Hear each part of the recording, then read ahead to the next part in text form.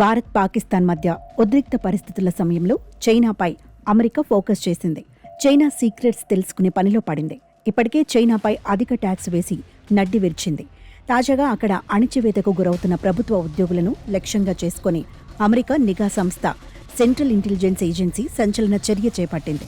రండి, మాతో కలిసి పనిచేయండి అంటూ మాండరిన్ భాషలో రూపొందించిన రిక్రూట్మెంట్ వీడియోలను విడుదల చేసింది అమెరికా.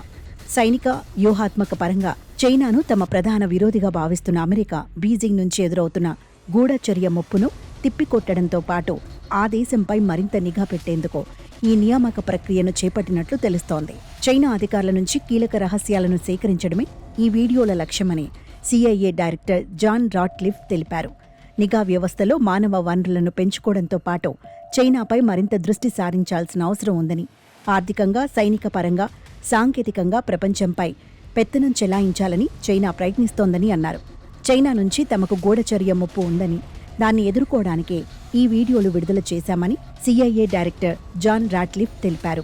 2 నిమిషాలకు పైగా నిడివి ఉన్న ఈ వీడియోలను CIA తన సోషల్ మీడియాలో పోస్ట్ చేసింది. విడుదలైన కొద్ది గంటల్లోనే ఇవి లక్షల కొద్దీ వ్యూస్ సాధించింది.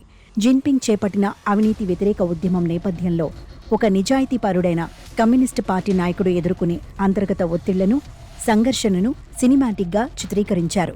అధికార ఒత్తిళ్లకు లొంగలేక, భయంతో బతకలేక సతమతమవుతున్న నాయకుడు చివరికి CIAను ఆశ్రయించే దృశ్యాలు ఆకట్టుకునేలా ఉన్నాయి. జీవితాన్ని, భవిష్యత్తును కంట్రోల్లో ఉంచుకోవాలంటే CIAలో చేరాలని బలమైన సందేశంతో ఈ వీడియోలను ముగించారు. చైనా అధికారులకు నేరుగా చేరువయ్యేలా మాండరిన్ భాషలో వీటిని రూపొందించడం గమనార్హం. భారత్, పాక్ ఉద్రిక్త పరిస్థితుల మధ్య అమెరికా ఇలాంటి వీడియో రిలీజ్ చేయడం ఆసక్తికరంగా మారింది.